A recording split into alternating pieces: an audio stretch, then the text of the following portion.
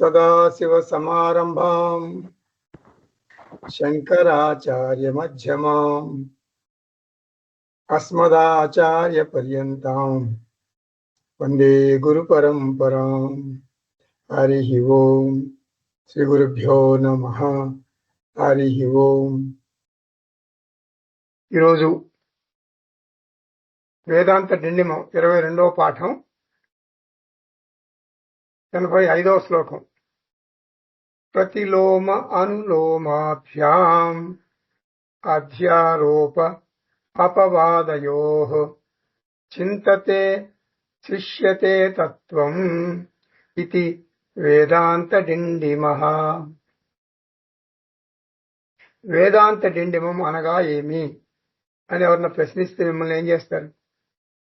మాకేం తెలుసండి, ఏదో వింటున్నాం, వేదాంతం అన్నారు, డిండిమం అన్నారు అనకూడదు. వేదాంతం ఆల్రెడీ ఫాస్ట్ ఫుడ్ రెస్టారెంట్ లాగా అక్కడ ఉంది.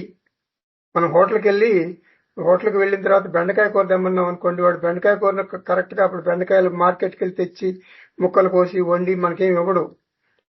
వాడి దగ్గర బెండకాయ కూర ఉంటుంది. ఆ బెండకాయ కూరను కొంచెం అది గరం చేసి మనకి ఇస్తాడు. అది ఫాస్ట్ ఫుడ్ అనమాట. హోటల్స్ లో మనం వెళ్తే ఫాస్ట్ ఫుడ్ ఇస్తారు వాళ్ళు మనకి, అప్పటికప్పుడు మనం చూసి వండరు. అలా ఈ వేదాంత సత్యాలు ఉన్నాయి. ఆ ఉన్న సత్యాల్ని నృసింహ సరస్వతి గారు మనకు అందిస్తున్నారు. ఆ అందించడాన్ని కొంచెం దాన్ని ఏమంటారు, ఒక అలంకారంగా చెప్పారు. డిండిమం అంటే డప్పు కొట్టి మరీ అందిస్తున్నారు. ఇప్పుడు పల్లెటూళ్ళల్లో ఏదన్నా కూరగాయల బండి వచ్చింది రెండోహో అని ఒక డప్పు కొట్టి చాటింపేస్తారు చిన్న చిన్న పల్లెటూళ్ళల్లో. వాళ్ళకి తెలియదు కదా, చిలకల దుంపల బండి వచ్చిందండి, మన అట్లా ఏదో చెప్తారు, వేరుశనక్కాయల బండి వచ్చిందండి అని చాటింపేస్తే అప్పుడు మనం అందరం వెళ్ళి కొనుక్కుంటాం. అలా మనందరికీ జ్ఞానం ఉన్నా కూడా మీకు జ్ఞానం ఉందనుకుంటున్నారా మీరు అని చాలా మంది ఏంటంటే ఆత్మజ్ఞానం ఉందనుకుంటారు, బ్రహ్మజ్ఞానం ఉందనుకుంటారు. సార్ గురుగారు నాకు కోపం పోవట్లేదండి అంటారు. అంటే నీకు బ్రహ్మజ్ఞానం ఉంటే కోపం వస్తుందా? నువ్వు బ్రహ్మ కదా, బ్రహ్మ కోపం వస్తుందా? ఆత్మ కోపం వస్తుందా? ఆత్మ సర్వవ్యాపక, ఎందుకు కోపం వస్తుంది?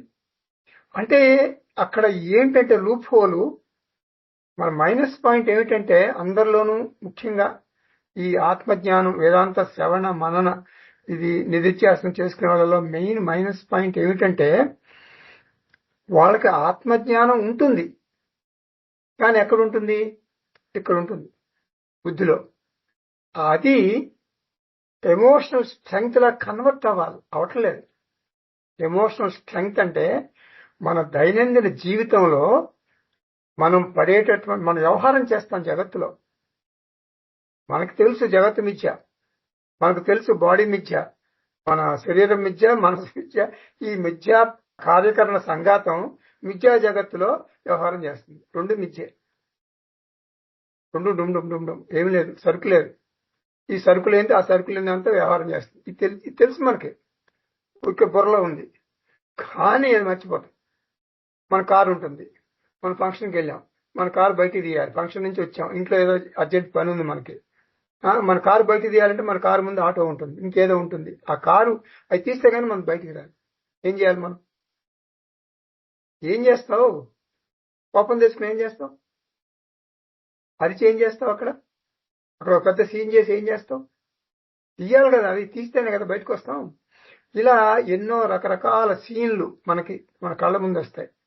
ఏమండి, మీరు భగవద్గీతకి వెళ్తున్నారు కానీ మీకు బుద్ధి లేదండి అన్ననుకోండి భార్య, లేదా భర్త భార్యను అన్నాడు అనుకోండి, లేదా పిల్లలు ఏదో. ఇట్లా మన దైనందిన జీవితంలో ఎన్నో ఎన్నో ఎన్నో సమస్యలు వస్తాయి.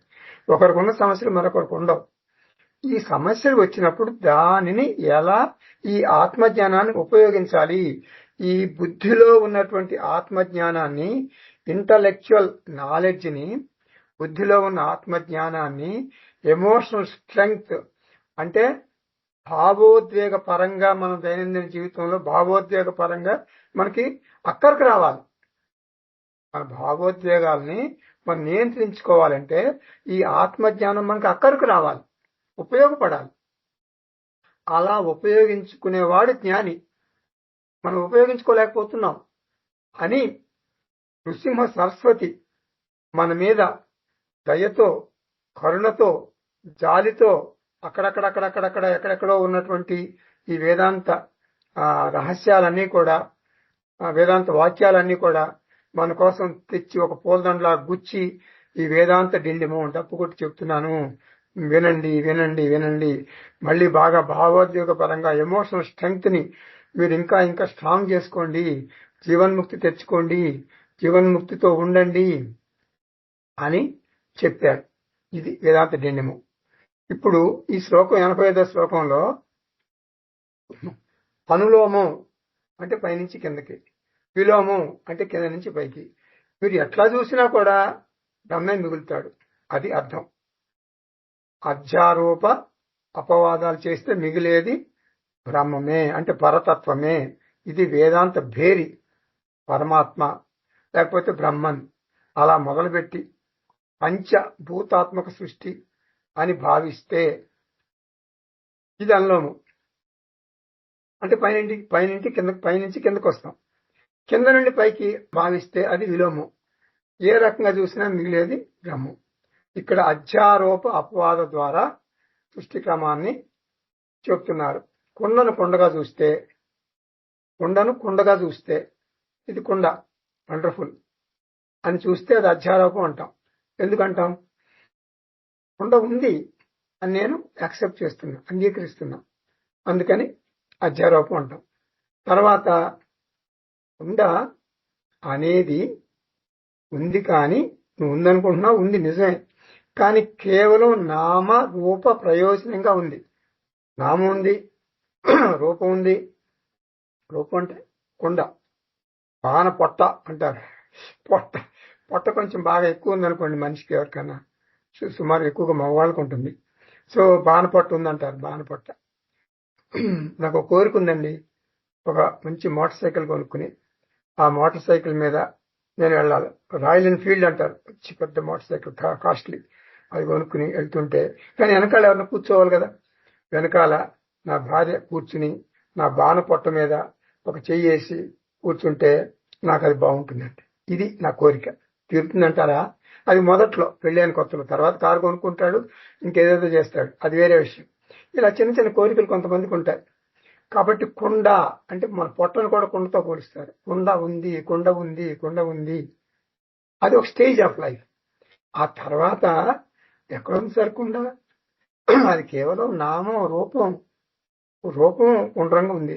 ప్రయోజనం మంచిగా కుండలో నీళ్లు తెచ్చుకుంటాం, ఏదేదో చేస్తాం. కుండతో చాలా ప్రయోజనాలు ఉన్నాయి. తర్వాత ఒక స్టేజ్లో ఏమంటాం? అది నామరూపాలు మాత్రమే, మట్టి మాత్రమే ఉంది. కుండ అనే పదార్థం లేదు. కుండ అనే పదార్థం స్పష్టంగా లేదు. ఇప్పుడు 2 పదార్థాలు లేవు, 2 మాటలు ఉన్నాయి. కుండ మట్టి 2 మాటలు, పదార్థం ఒకటే. ఇలా మన యాటిట్యూడ్, దృష్టి మారింది. కుండ దృష్టి స్థానంలో మట్టి దృష్టి వచ్చింది. కార్య దృష్టి బదులు కారణ దృష్టి వచ్చింది. మట్టి మాత్రమే ఉందని స్పష్టంగా తెలిసిన తర్వాత కుండ దృష్టి అంటే కార్యదృష్టి తొలగించుకున్నాను. ఇది నిషేధించాను. అపవాద అంటారు. కార్యం అనేటటువంటి కుండ నిషేధిస్తే కారణం ఉండదు కదా, కారణత్వం ఉండదు కదా. సో కాబట్టి కార్యం నిషేధిస్తే కారణత్వం, మట్టిని కూడా నిషేధించాలి. అంటే నిషేధించాం, మట్టి ఉంటుంది, మట్టి యొక్క కారణత్వాన్ని నిషేధిస్తున్నాం. కార్యం తొలగిస్తే కారణం ఆటోమేటిక్ గా కాకి పోతుంది. కారణం స్టేటస్ మట్టికి ఉండదు అని అర్థం. మీరు కొంచెం ఓపెన్ మైండ్ తో వినాలి. ఇదంతా కొండ మట్టి ఎన్నిసార్లు చెప్తావా, మాకు తెలియదా అనేటటువంటి లూజ్ గా వింటే మీకు అర్థం కాదు. నాకేం తెలియదు, మీరు చెప్పండి గురువు గారు అని ఈ బుర్రను కొంచెం ఓపెన్ చేయాలి, మూత ఓపెన్ చేసేయాలి. ఓపెన్ చేసేస్తే చక్కగా గురువు చెప్పేది లోపలికి వెళ్తుంది అన్నమాట. ఆ లోపలికి వెళ్ళాలి. కాబట్టి ఎవరికి వాళ్ళ బుర్రను తెరుచుకోవాలి. ఇట్లా ఓపెన్ మైండ్ అంటారు దాన్ని. తెరుచుకుంటేనే ఆ వేదాంతం ఎక్కుతుంది లోపలికి.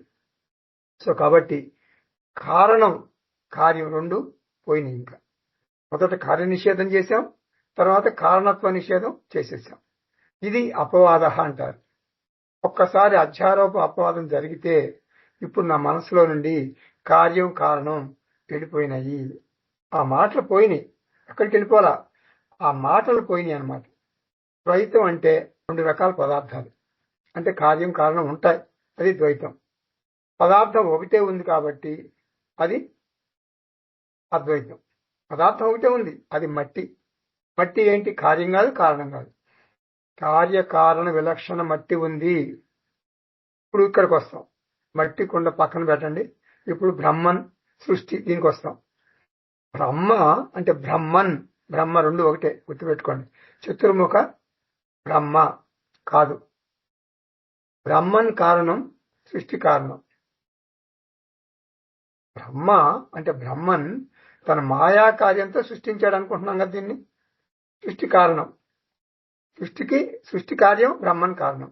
అట్లాగా సృష్టి కారణం పంచభూత, సృష్టి కార్యం పంచభూత కారణం. అట్లా అనులోమ క్రమంలో అట్లా పైనుంచి కిందకు వచ్చామనుకోండి, అలా ఆకాశం, వాయువు, అగ్ని, జలం, పృథ్వీ అలా వచ్చామనుకోండి, ఇది పైనుంచి కిందకి. అక్కడి నుంచి అదే సత్యం, మిగిలినన్ని మిథ్యా జగత్తు. తర్వాత ఆ ఆకాశం కారణం, వాయువు కార్యం వాయువు కారణం, అగ్ని కారణం, జలం కారణం, పృథ్వీ కార్యం. ఇట్లా వస్తే మూల కారణం, అక్కడ మూల కారణం ఉంది, రూటు, అది బ్రహ్మన్. ఇలా పైనుంచి కిందకు వచ్చాం. ఇది అనులోమ క్రమం, అధ్యారోపం అన్నమాట. అనులోమ క్రమంలోనే జరుగుతుంది. తర్వాత అపవాద క్రమం అనుకున్నాం కదా ఇందాక శ్లోకంలో. ఇక్కడి నుంచి వెనక నుండి ముందుకు వస్తుంది. ఇప్పుడు పృథ్వీ కార్యం, జలం కారణం, అట్లా పై కింద నుంచి పైకి వెళ్ళిపోయాం. అలా అంటే నిజంగా భౌతికంగా పృథ్వీని జలంలో కలిపాం, జలం దీంట్లో కలిపాం. అట్లా కలిపాం నిజంగా కలిపాం అనుకోకూడదు. ఇది భౌతికంగా దీనిలో ఏది కలపం మనం. అది ఇంటలెక్చువల్ గా ఆలోచించాలి. ఇలా చేస్తే కింద నుంచి పైకి వెళ్తే ఆ చివరికి ఆకాశం వస్తుంది. ఆకాశాన్ని నిషేధిస్తే బ్రహ్మన్ మిగులుతాడు, బ్రహ్మన్ ఒక్కడే మిగులుతాడు.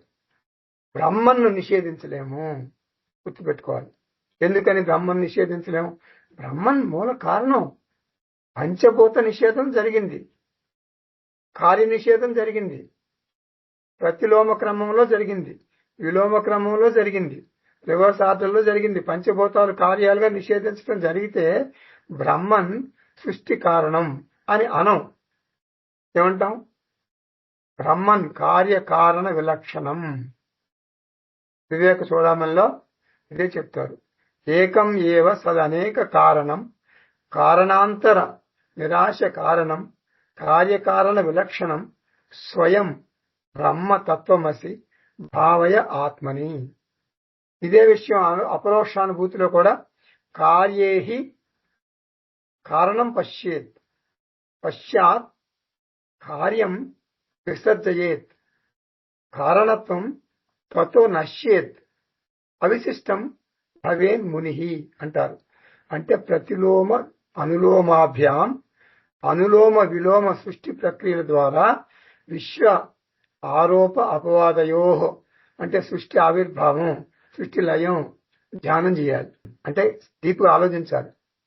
అనులోమ ఆకాశం నుండి భూమి వరకు, విలోమ భూమి నుండి ఆకాశం వరకు, ఫైనల్ గా బ్రహ్మన్. తత్వం శిష్యతే.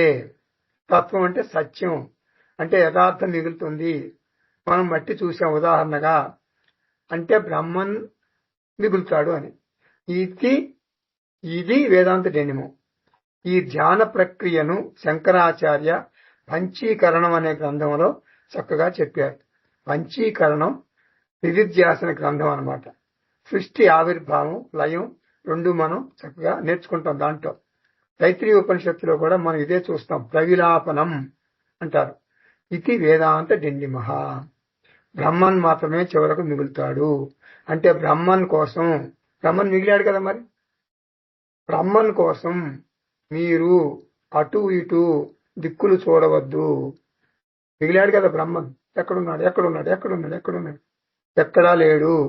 బ్రహ్మన్ నీకు ఎక్కడా దొరకడు. ఎందుకని? నీకు యోగ్యత లేదు అందుకే దొరకడు, నువ్వు పాపం చేసుకున్నావు అందుకే దొరకడు, అలా అనుకోకూడదు.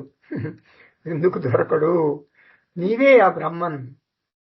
అహం బ్రహ్మాస్మి తత్వం అసి. తెలుసుకోవాలి. అది 86. నామరూపాభిమానస్యాత్ సంసార సర్వదేహినాం సచ్చిదానంద దృష్టి స్యాత్ ముక్తిర్ వేదాంత డిండిమః. శరీరధారులకు నామరూప అభిమానమే సంసార బంధం అవుతుంది. ఇది అందరికీ తెలిసిన మాట. అసలు ఎవరి నోటి వెంట చూసినా ఇదే మాట వస్తుంది. నా సంగతి నీకు తెలుసా?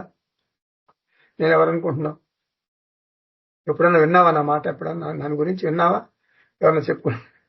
ఇలా మనకి అహంకారం. సచ్చిదానంద రూపమైన ఆత్మయందు అభిమానం ముక్తి, అది ఉంటే కదా. ఇది వేదాంత భేది. నామరూప అభిమానం కంప్లీట్ గా తగ్గిపోవాలి, జీరో అయిపోవాలి. ఆత్మయందు అభిమానం 100% ఉండాలి. ఇది వేదాంత భేరి.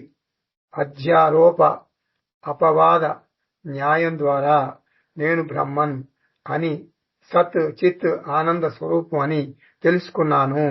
ఇలా నేను తెలుసుకున్న తర్వాత ప్రపంచం మాయమైపోదు, యథావిధిగా అలాగే ఉంటుంది.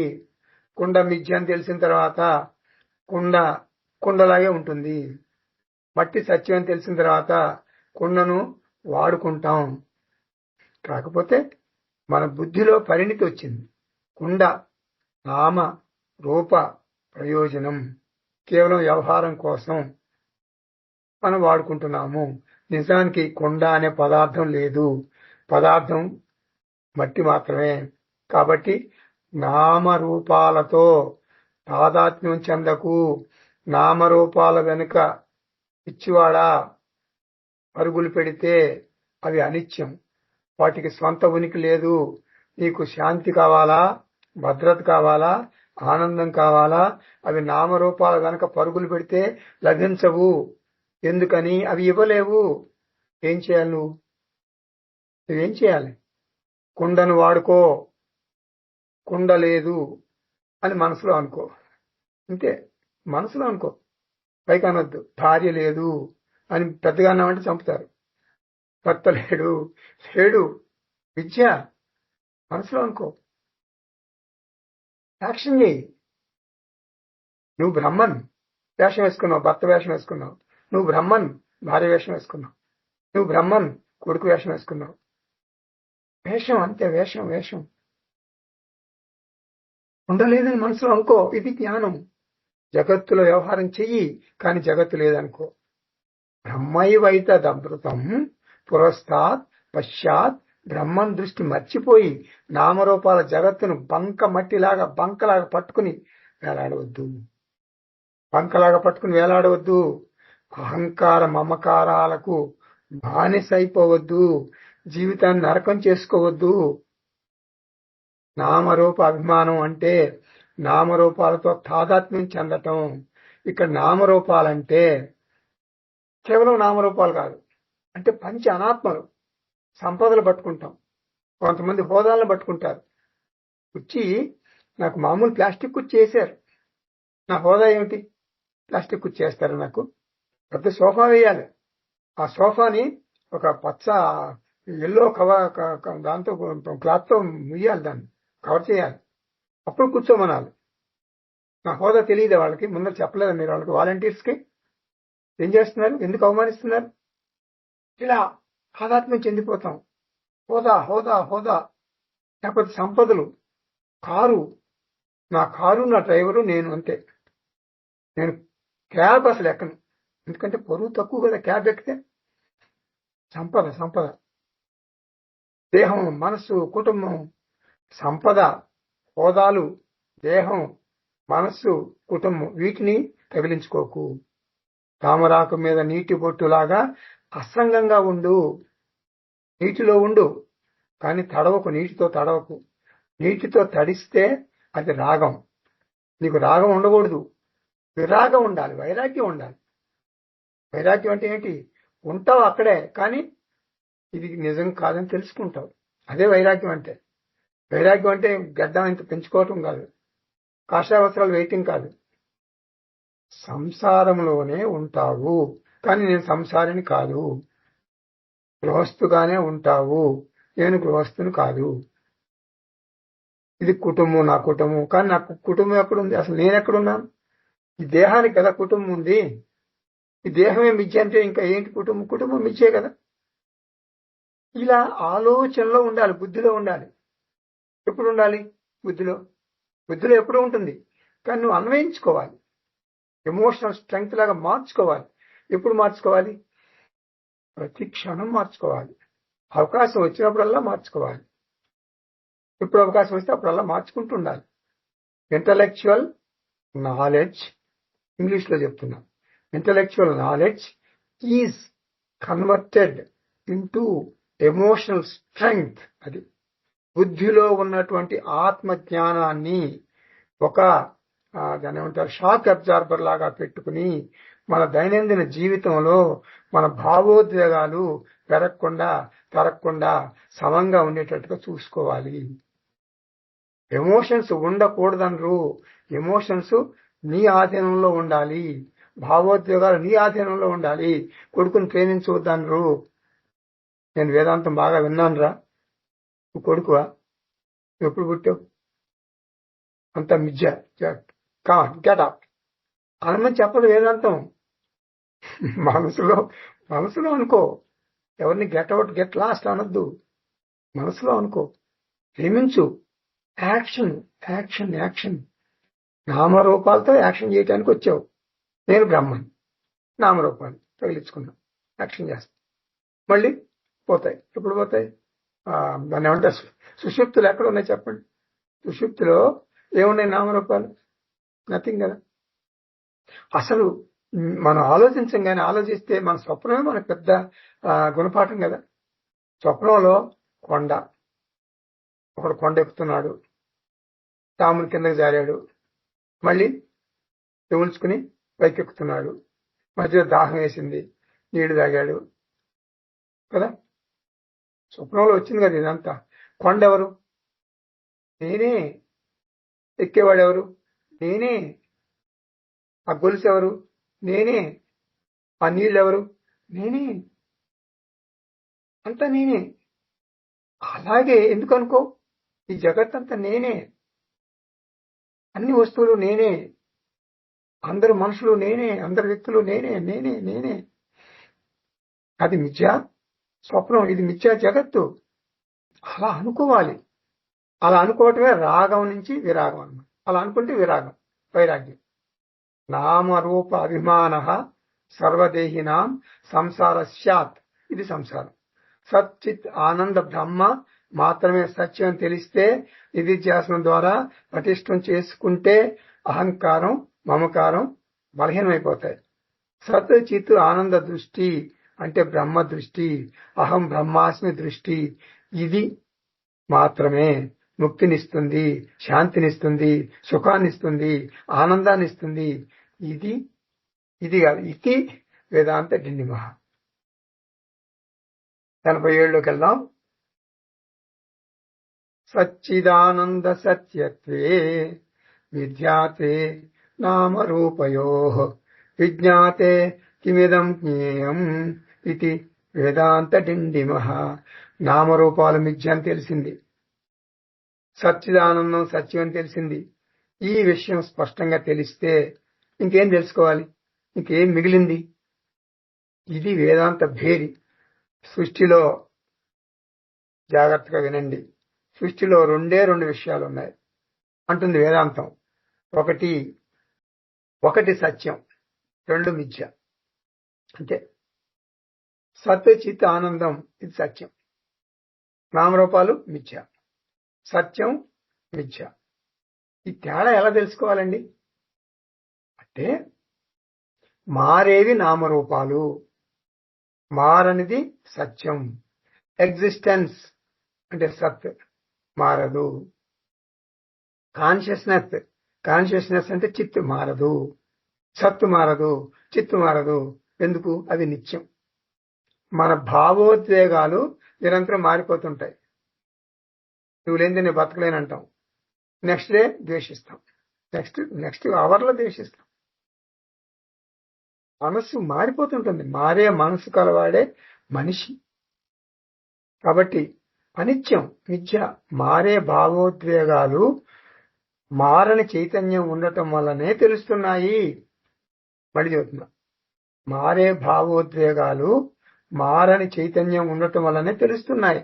ఈ రెండు అర్థమైతే, రెండు సత్యం మిథ్య అర్థమైతే ఇక నీవు తెలుసుకోవలసింది ఏమీ లేదు. ఇంకొక మాట చెప్పనా? నీకు వినోదం కావాలా? నీకు సంగీతం వినాలనుందా? అవి నామరూపాలే ఇస్తాయి. డాన్స్ ప్రోగ్రాము నామరూపాలే ఇస్తాయి. శాంతి, భద్రత, ఆనందం కావాలంటే మాత్రం నామరూపాలు ఇవ్వవు. బ్రహ్మను మాత్రమే ఇవ్వగలడు. అంటే అహం బ్రహ్మాస్మి అనుకుంటేనే అవి లభ్యమవుతాయి. ఇది నీకు స్పష్టంగా తెలియాలి.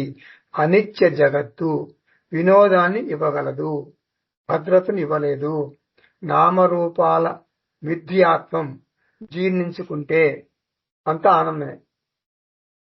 నేనెవరిని అని నిన్ను నీవు ప్రశ్నించుకో. ఇక్కడ నేను అంటే సచ్చిదానంద స్వరూపం. నామ రూప శరీర త్రయం కాదు. శరీర త్రయ సాక్షి అహం అస్మి. ఇది తెలిస్తే కిం ఇదం గేయం, ఇంకా తెలుసుకోవాల్సింది ఏముంది?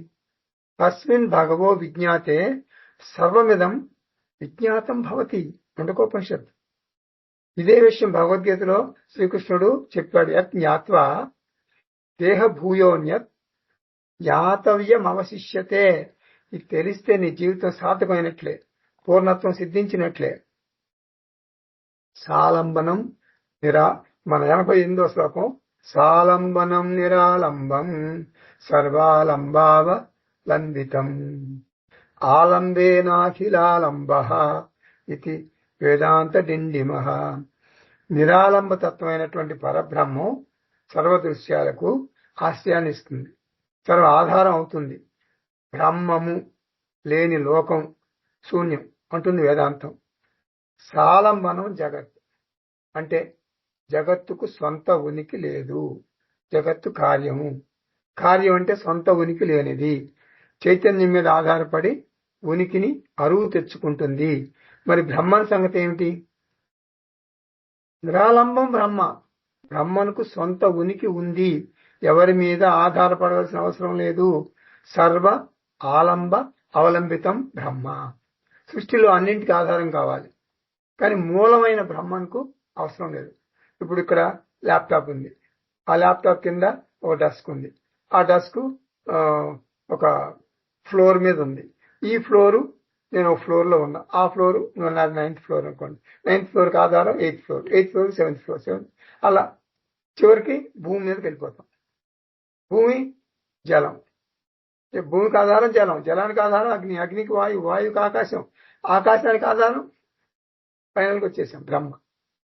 బ్రహ్మకు ఎవరి సపోర్ట్ అవసరం లేదు. అన్ని వస్తువులకు ఆపేక్షిక ఆధారం ఉంటుంది. రిలేటివ్ సపోర్ట్ ఉంటుంది అన్ని వస్తువులకి. అల్టిమేట్ గా సపోర్ట్ ఏంటది? బ్రహ్మన్. బ్రహ్మన్ సర్వ ఆలంబ అవలంబితం. సృష్టిలో అన్ని వస్తువులకు మూలాధారం. ఇప్పుడు నువ్వేం చేయాలి? వస్తువుల మీద, వ్యక్తుల మీద ఆధారపడకూడదు. ఎందుకని? అవి అనిత్యం.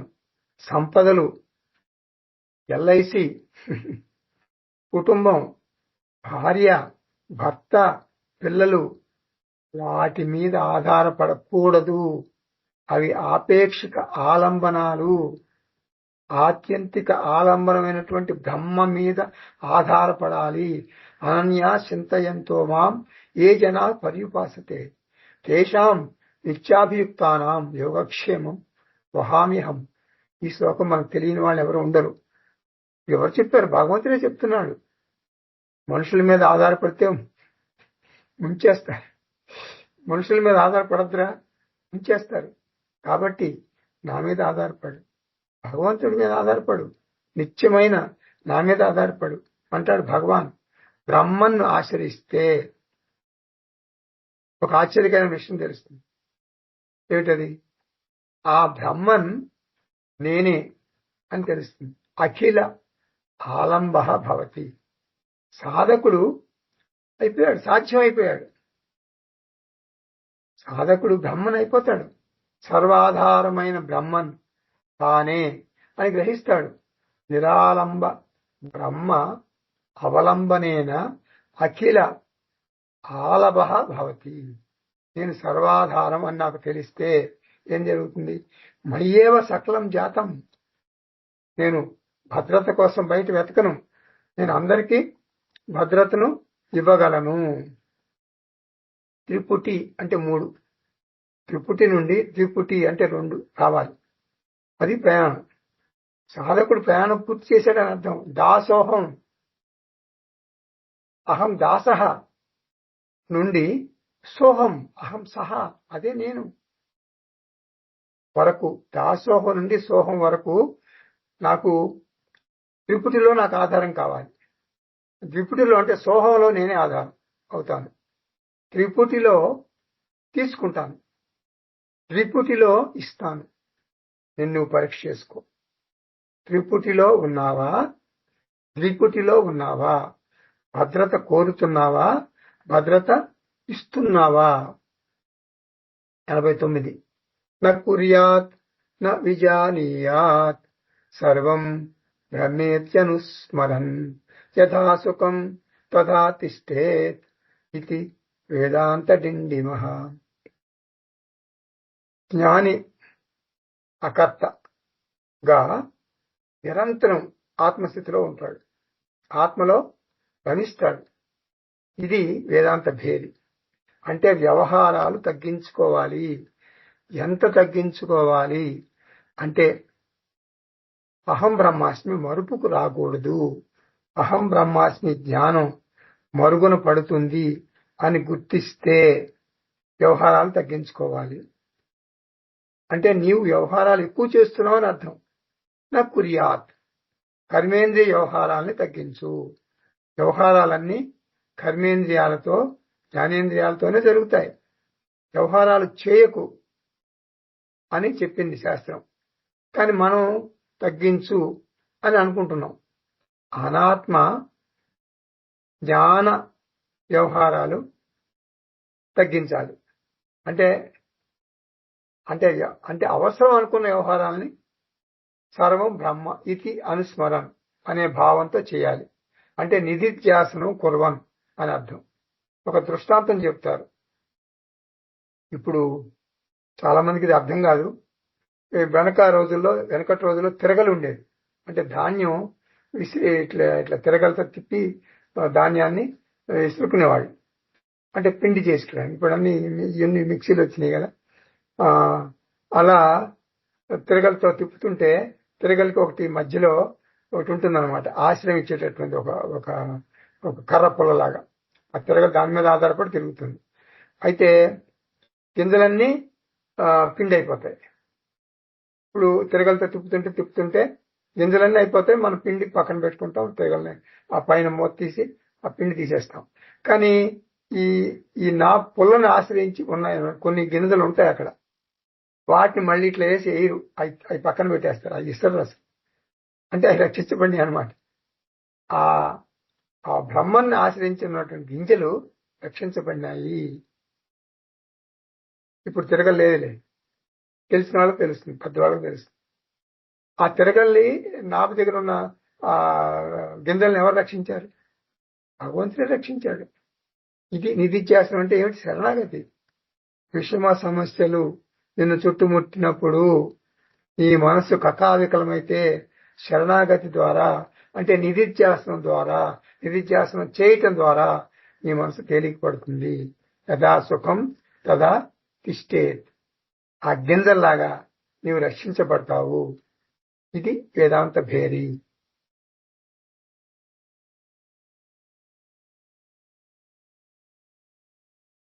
తొంభై శ్లోకం చూద్దాం. స్వకర్మ పాశవశగః ప్రాజ్ఞోన్యో వా జనో ధ్రువం ప్రాజ్ఞ సుఖం నయేత్ కాలం ఇది వేదాంత డిండిమః. 90 చూస్తున్నాం మనం. సర్వాత్మ భావనతో ఉన్న జ్ఞాని, అజ్ఞాని ఇద్దరు ప్రారంధానికి లోబడే ఉంటారు. జ్ఞానికి దుఃఖం ఉండదు, అజ్ఞాని అశాంతితో విలువలా తన్నుకుంటుంటాడు. జ్ఞానికి అంత ఆనందమే. ఇందాక చెప్పాం కదా తిరగలి, ఇక్కడ వివరిస్తున్నాను మన తిరగలి శ్లోకాన్ని. జ్ఞానికి అజ్ఞానికి ప్రారబ్ధ కర్మల వ్యవహారాలు ఒకే రకంగా ఉంటాయి. జ్ఞాని అజ్ఞాని ఎవ్వరూ కూడా గుర్తుపెట్టుకోండి, ప్రారబ్ధాన్ని తప్పించుకోలేరు. జ్ఞానికి ప్రారబ్ధం ఉండదు అని వేదాంతం చెప్పదు. ప్రాజ్ఞ అన్య వా, ఎవరైనా సరే. ప్రాజ్ఞ అంటే జ్ఞాని, అన్య అంటే అజ్ఞాని. ధ్రువం అంటే ఖచ్చితంగా స్వకర్మ పాశవశగ, ప్రారబ్ధ కర్మలతోనే జీవిస్తారు. డబ్ల్యూడబ్ల్యూడబ్ల్యూ అంటే వరల్డ్ వైడ్ వెబ్. నీవు అమెరికా వెళ్ళినా నీ ప్రారబ్ధ కర్మ నీ వెంటే వస్తుంది. నీవు సన్యాసం తీసుకున్నా నీ ప్రారబ్ధ కర్మ నీ వెంటే ఉంటుంది. ప్రాజ్ఞ సుఖనయేత్ అంటే జ్ఞానిని బాధించదు ప్రారబ్ధ కర్మ. ఎందుకని బాధించదు? జ్ఞాని ఉంటుంది ప్రారబ్ధం. ఇది అనాత్మకు సంబంధించిన వ్యవహారం అని అనుకుంటాడు జ్ఞాని. అందుకని జ్ఞాని ప్రారబ్ధ కర్మను ఆనందంగా అనుభవిస్తాడు. రమణ మహర్షి సర్కోమా అంటే క్యాన్సర్ ఇక్కడ వచ్చింది పుండులాగా, అనుభవించాడు కదా. అక్కడికి ఏడుస్తూ కూర్చునేవాడు కాదు. ఇది దేహం, ఈ దేహానికి వచ్చింది, ఇది దీనికి వచ్చింది అనేవాడు. అంటే బాధ ఉండదని కాదు, బాధ ఉంటుంది. మనం ఎంత బాధ ఉంటుందో ఆయనకి అంతే బాధ ఉంటుంది.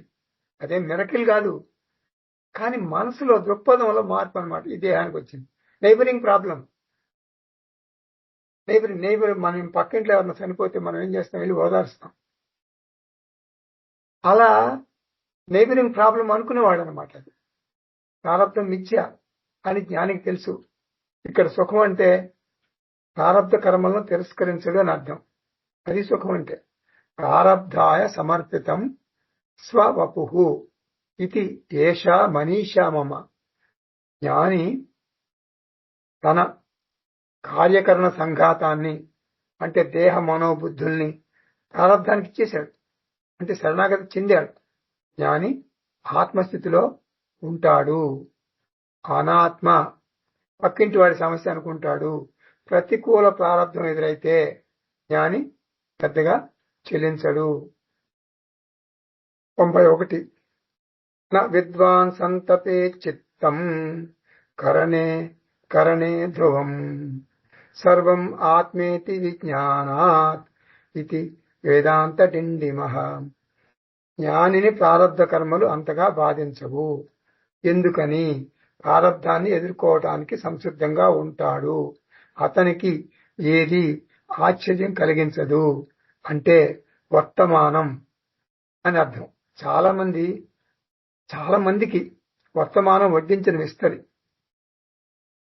అంతా ఆనందమే, అయినా కూడా ఏడుస్తుంటారు. అసలు ఏం ప్రాబ్లమ్స్ లేవు, ఎందుకు ఏడుస్తారు? గతాన్ని తలుచుకుని దుఃఖిస్తారు.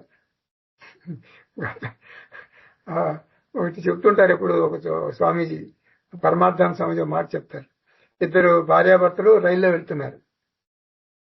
రైల్లో వెళ్తుంటే నైట్ టైం, అది బాగా దాహం వేసింది భార్యకి. ఏమండి బాగా దాహంగా ఉందండి, నీళ్లు కావాలి, వాటర్ కావాలంటే ఆగమ్మా, కొంచెం మళ్ళీ స్టేషన్ వస్తుంది కదా, ఈ స్టేషన్ వచ్చినప్పుడు కొంటాను వాటర్ బాటిల్, కొంచెం ఓర్చుకో అని భర్త అంటాడు. వచ్చింది స్టేషన్, వాటర్ బాటిల్ కొన్నాడు. సరే అని తీసుకుంది వాటర్ బాటిల్. అయిపోయింది కదా, ప్రాబ్లం సాల్వ్ అయింది కదా, దాహం వేసింది, వాటర్ బాటిల్ తీసుకున్నారు, అయిపోయింది. ట్రైన్ స్టార్ట్ అయింది. ఏమండి అని ఏడుస్తుంది. ఏంటమ్మా ఇప్పుడు ఏంటి, నీ అయిపోయింది కదా, వాటర్ బాటిల్ కొన్నా కదా, ఏంటి నీ ప్రాబ్లం? ఇందాక నాకు దాహం వేసినప్పుడు నేను చనిపోయి ఉంటే ఏం జరిగేదండి? నిజంగా అప్పుడు ఎంత పెరచకట్టుకుపోయిందంటే నాలిక, అసలు నేను చనిపోయాను అనుకున్నా. ఏమయ్యేదండి అప్పుడు అని గతాన్ని తలుచుకుని నాకు దాహం వేసినప్పుడు ఏం జరిగిందండి, ఏం జరిగింది, ఏమండి ఏమండి అని ఏడుస్తాను. కాబట్టి ఇప్పుడు వర్తమానం వడ్డించిన విస్తర అంత ఆనందమే అయినా కూడా గతాన్ని తలుచుకుని దుఃఖిస్తారు, పశ్చాత్తాపంతో కుమిలిపోతారు. ఇప్పుడు బాగా ఆస్తుందమ్మ, వాళ్ళు సంపాదించుకున్నారు, నా కూతురి పెళ్లికి ఇంత నల్లబోసలు గొలుసు కూడా పెట్టుకోలేకపోయానమ్మా నేను అని ఏడుస్తారు. అవసరమా? అది అవసరమా ఇప్పుడు చెప్పండి. ఇదే దుఃఖించటం పశ్చాత్తాపం. జ్ఞాని నిధిధ్యాసనంతో దుఃఖాన్ని దూరం చేసుకుంటాడు, గతాన్ని తవ్వుకోడు. కరణ అకరణే, కర్తవ్యాలు అకర్తవ్యాలు, ఒమిషన్స్ కమిషన్స్, చేయాల్సినవి చేయకూడనివి. డూయింగ్ అంటే కరణం, నాట్ డూయింగ్ అంటే అకరణం. విద్వాన్ సం నా తపేత్ తస్య చిత్తం నా తపేత్. సర్వం ఆత్మ ఇది విజ్ఞానాత్. సర్వాత్మ భావంతో ఉంటాడు. కర్తవ్యాలు అకర్తవ్యాలు అంతా మిథ్య గురించి అతిగా ఆలోచించి మనసు పాడు చేసుకోకూడదు. జ్ఞాని ఆందోళన టైంని నిధిధ్యాసనానికి ఉపయోగిస్తాడు. ఇది వేదాంత డిండిమః. 92. నైవాభాసం స్పృశేత్ కర్మ మిథ్యోపాధి అపి స్వయం కుతోదిష్టానమత్యచ్చం ఇది వేదాంత డిండిమః. జ్ఞాని జీవితంలో జరిగే సంఘటనలు చిదాభాస చైతన్యాన్ని కూడా కలుషితం చేయలేదు. ఇంకా బింబ చైతన్యం అయినటువంటి నా గురించి చెప్పేదేముంది? ఇప్పుడు మురుగు నీటితో ఉన్నటువంటి చెరువు ప్రతిబింబ సూర్యుడిని కూడా ప్రకాశింప చేయలేదు. చెరువులోని మురికి ప్రతిబింబ సూర్యుడినే ప్రకాశింప చేయలేకపోతే ఇంకా బింబ సూర్యుడి గురించి చెప్పేదేముంది? అలాగే సంసారం వలన చిదాభాసలో మార్పు రాదు. ఇంకా చిత్తు గురించి చెప్పేదేముంది? నేను చిదాభాస కాదు. చిదాభాస అంటే దేహంలో ఉన్నదాన్ని చిదాభాస అంటారు, దేహంలో ఉన్న ఆత్మని. కర్మ ఆభాసం అపి నా స్పృశేత్. ఇక్కడ ఆభాసం అంటే ప్రతిబింబ చైతన్యం, అంటే మిథ్యా ఉపాధిలో ఉంది, ప్రతిబింబ మాధ్యమంలో ఉంది. ప్రతిబింబ మాధ్యమంలో ఉన్నటువంటి ప్రతిబింబ చైతన్యానికి మురికి అంటదు. అద్దంలో ఉన్న నీ ప్రతిబింబానికి అద్దంలో ఉన్న పగుళ్ళు అంటవు. ఇంకా ఇక్కడ ఉంది కదా బింబముఖం, యాక్చువల్ ఫేస్ ఇక్కడే కదా, ఒరిజినల్ ఫేస్. ఇంకా బింబముఖం గురించి చెప్పేదేముంది? స్వయం నా స్పృశేత్ ఉతం అత్యచ్చం అధిష్టానం. బింబ చైతన్యం పారమార్థిక స్థితిని అంటదు, ఆత్మను అంటదు. చిదాభాస తక్కువ స్థితి, అంటే లోవర్ ఆర్డర్ ఆఫ్ రియాలిటీ. కర్మ చిదాభాసను కదిలించలేదు, చిదాభాసనే కదిలించలేదు కదా. అలాంటిది చిత్తు అయినటువంటి నన్నేం చేస్తుంది అంటే కర్మ చిత్తును ఏమీ చెయ్యలేదు అని అర్థం. నేనెవరిని? నేను చిదాభాసను కాదు, నేను చిత్. నాకు కర్మలు లేవు, నేను చిత్. నాకు సంచిత కర్మలు లేవు, ఆగామి కర్మలు లేవు, ప్రారంధ కర్మలు కూడా లేవు. నేను కర్మలకు భయపడను. అత్యచ్చం అంటే స్వచ్ఛం. ఇది వేదాంత డిండిమః. 93. అహోస్మాకమలం మోహైః ఆత్మా బ్రహ్మేతి నిర్భయం శృతిధేరీ తపోద్యాపి శ్రూయతే శృతిరంజనః. ఆఖరి 2 శ్లోకాలు అంటే 93, 94. ఈ 2 శ్లోకాల ద్వారా నృసింహ సరస్వతి వేదాంత డిండిమాన్ని ముగిస్తున్నారు. అహో అంటే ఆశ్చర్యం. అస్మాకం మోహై అలం. సంసారాన్ని గురించి దుఃఖించింది చాలురా బాబు. నీ సంసార దీన గాథలు విని నేను అలసిపోయాను. నేను నీకు డ్రమ్ కొడుతున్నాను రా, వేదాంత అనే సంగీతాన్ని విను, నేను ఆస్వాదిస్తున్నాను. నీకు డ్రమ్ కొట్టి నీకు చెప్తున్నాను. ఆత్మ నిర్భయం బ్రహ్మ, నేను భయం లేని బ్రహ్మను. ఇది శృతి బేరీ రవహ, ఇది శృతి డిండిమ. రవహ అంటే ధ్వని, వేదాంత డ్రమ్ యొక్క ధ్వని వినటానికి ఎంతో ఆహ్లాదంగా ఉంది కదా. నీవు వినకపోగా సంసారాన్ని గురించి పెద్దగా రోధిస్తున్నావు. నాకు వేదాంతం అనే సంగీతాన్ని వినపడకుండా చేస్తున్నావు. నృసింహ సరస్వతి అంటున్నారు, నన్ను నీవు వేదాంతాన్ని అనేటటువంటి సంగీతాన్ని వినకుండా అడ్డుపడుతున్నావురా. ఇప్పుడు మీరు అడగొచ్చు, వేదాంత డెన్నిము అది శంకరాచార్య టైంలోది కదా, అంటే ఇవన్నీ వేదాంత వాక్యాలు ఇవన్నీ. ఇప్పుడు నృసింహ సరస్వతి అద్య అతి, ఇప్పుడు కూడా నువ్వు చూను మార్చుకుని రోదన ఆపి వేదాంత డెన్నిమాని విను. ఒక్కసారి వేదాంత డెన్నిమ విన్నామంటే, అంటే వేదాంత మ్యూజిక్ ని, ఈ డ్రమ్ని విన్నామంటే సంసార సమస్యలు సమసిపోతాయి, అదృశ్యమైపోతాయి. అధ్య అపి శ్రూయతే, నేను వింటున్నాను. నీకు వినపడిందా? వేదాంత డెన్నిమ వినపడటం లేదా? అది ఎటువంటి డ్రమ్ము? శృతి రంజన, చాలా చక్కటి వినసొంపైన మృదంగం. రంజన అంటే చెవులకు వినసొంపైన అని. సంసార బాధలు చెవులకు అంటే వినటానికి ఇంపుగా ఉండవు. కాబట్టి నీవు సంసార దుఃఖాన్ని వదిలిపెట్టి వేదాంత డెన్నిమం విను. 94 వేదాంత భేరీ ఝుంకార ప్రతివాది భయంకర శ్రూయతాం బ్రహ్మణై శ్రీమత్ దక్షిణామూర్త్యనుగ్రహాత్. వేదాంత భేరీ ఝుంకార, భేరీ అంటే డెన్నిమం, వేదాంతిక్ డ్రమ్. ఝుంకార అంటే చక్కటి వసందైన వేదాంతిక్ డ్రమ్ ధ్వని. శృతి రంజన, మనందరికీ ఆనందదాయకం. అదే వేదాంతిక్ డ్రమ్. ప్రతివాది భయంకర అంటే ద్వైతంలో కూరు వారికి భయాన్ని కలిగిస్తుంది. ద్వైతం అనే సిద్ధాంతానికి అతుక్కుపోయిన వారికి భయం కలిగిస్తుంది. ద్వైతులకు వేదాంతం అంటే ఎందుకు భయం?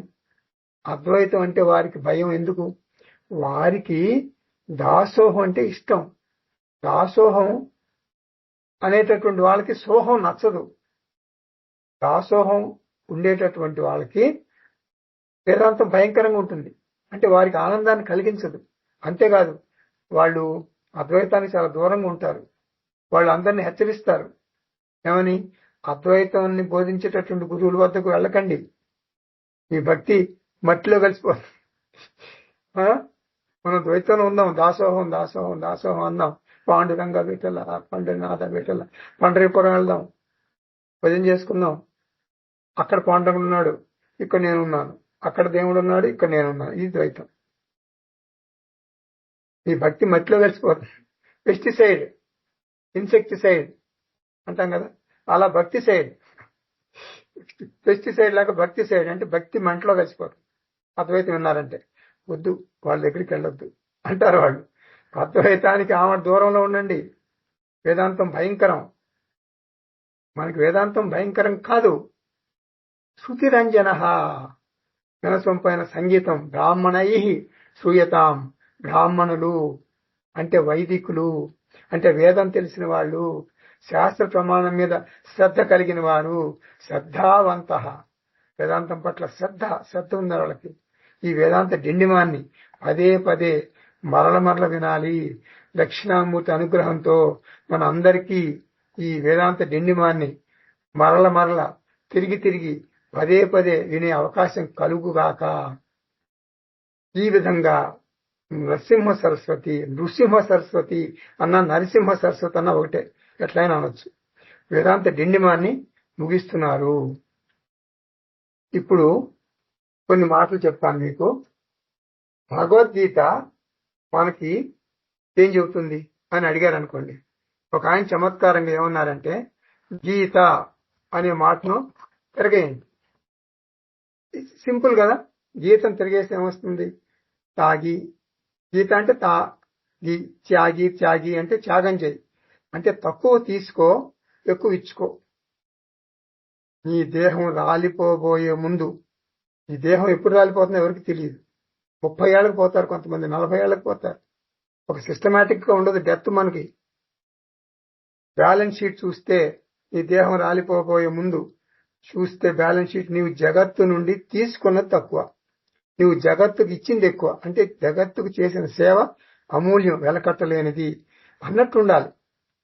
కొంతమంది కార్లు, బంగళాలు బాగా పెంచుకుంటారు.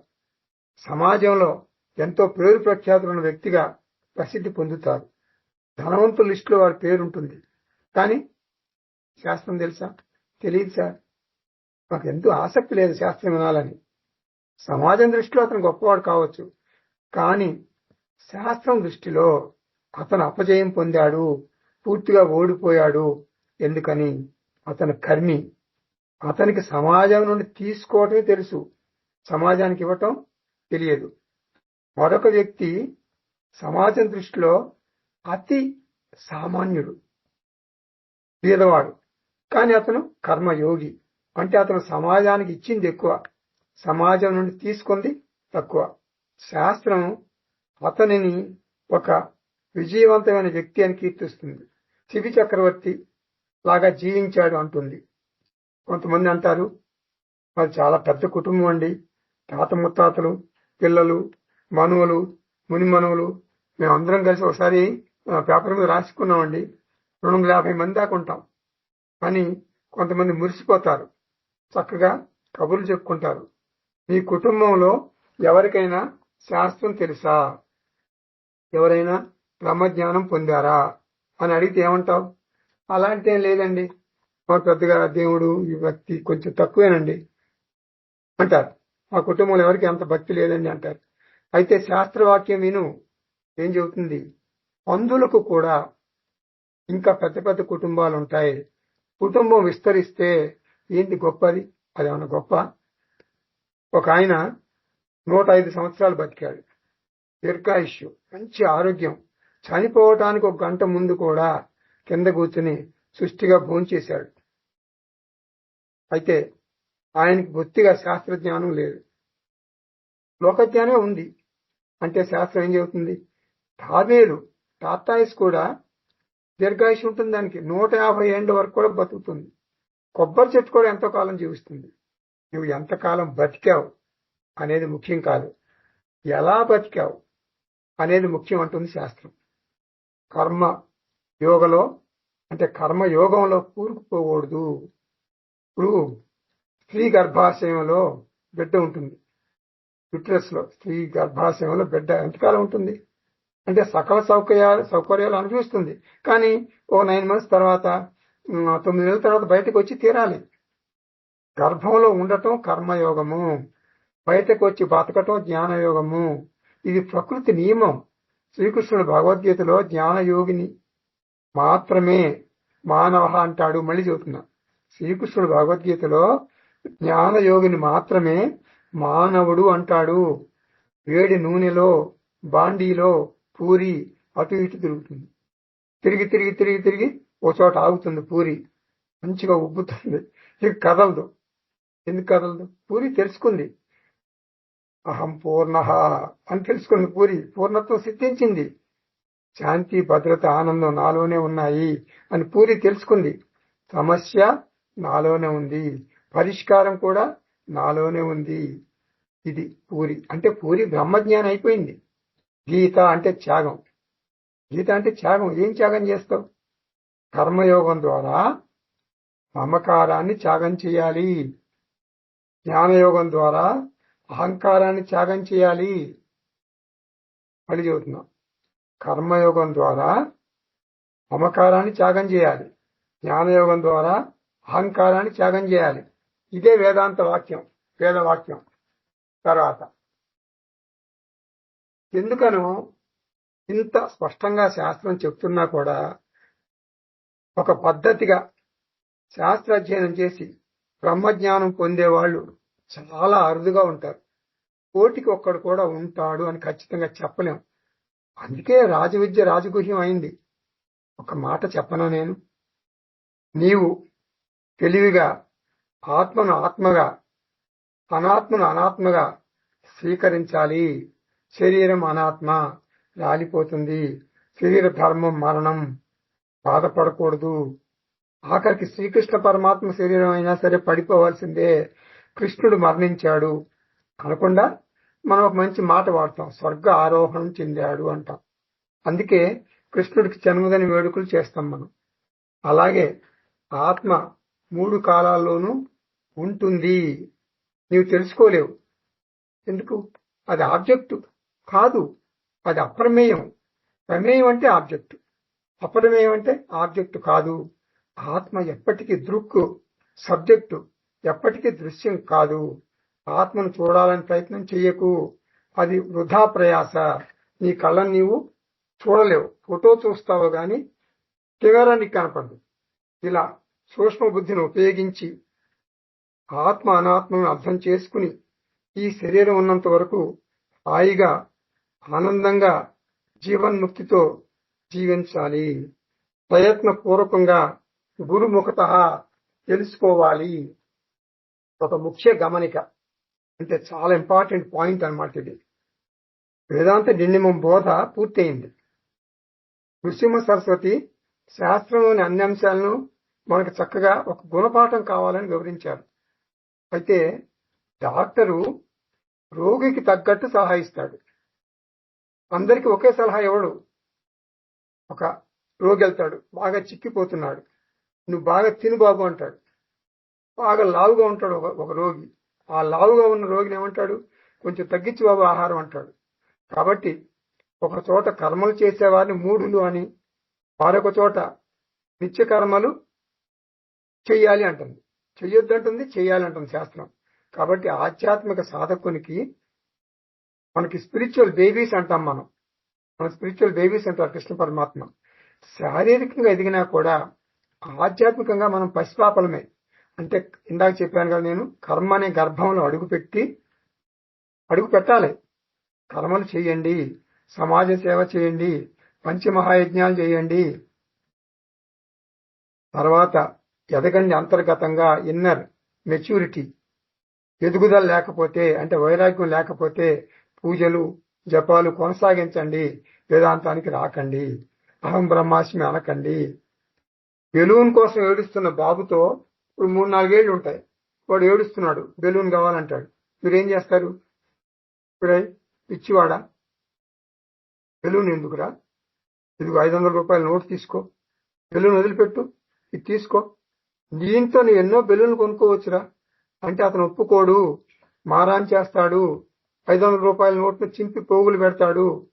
25వ పుట్టినరోజు నాడు అడుగుతాడా బెలూన్? నాడు పెద్దాడు అయిపోయాడు కదా, అడగడు. ఎందుకు అడగడు? ఎదిగాడు, పరిణితి చెందాడు. కాబట్టి నీకు వైరాగ్యం కావాలి. వైరాగ్యం బలవంత పెడితే వచ్చేది కాదు.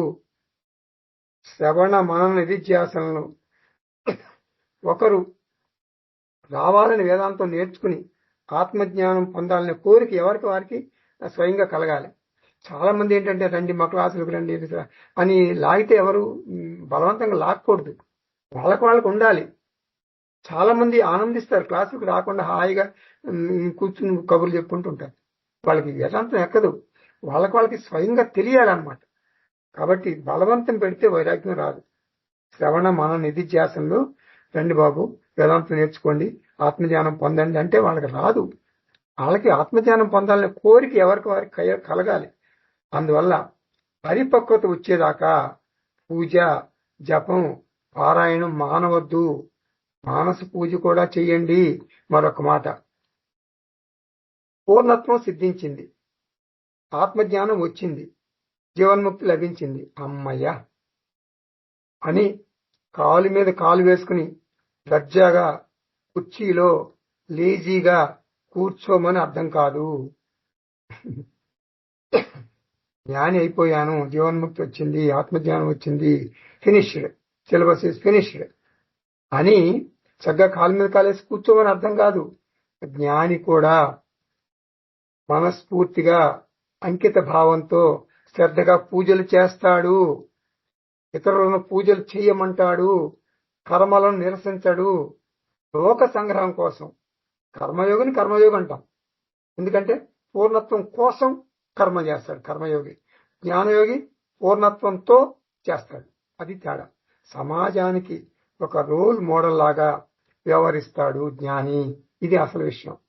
వేదాంత డిండిమం కర్మయోగులకు ఒక రకంగా, జ్ఞానయోగులకు మరొక రకంగా ప్రేరణ కలిగిస్తుంది. ఒక్కసారి నృసింహ సరస్వతిని స్తుతిస్తూ స్వస్తి పలుకుదాం. జై నృసింహ సరస్వతి, జై జై నృసింహ సరస్వతి, జై శ్రీకృష్ణ, స్వస్తి. ఓం పూర్ణమద పూర్ణమిదం పూర్ణాత్ పూర్ణముదచ్యతే పూర్ణస్య పూర్ణమాదాయ పూర్ణమేవావశిష్యతే. ఓం శాంతి శాంతి శాంతి. హరి ఓం. శ్రీ గురుభ్యో నమః. హరి ఓం.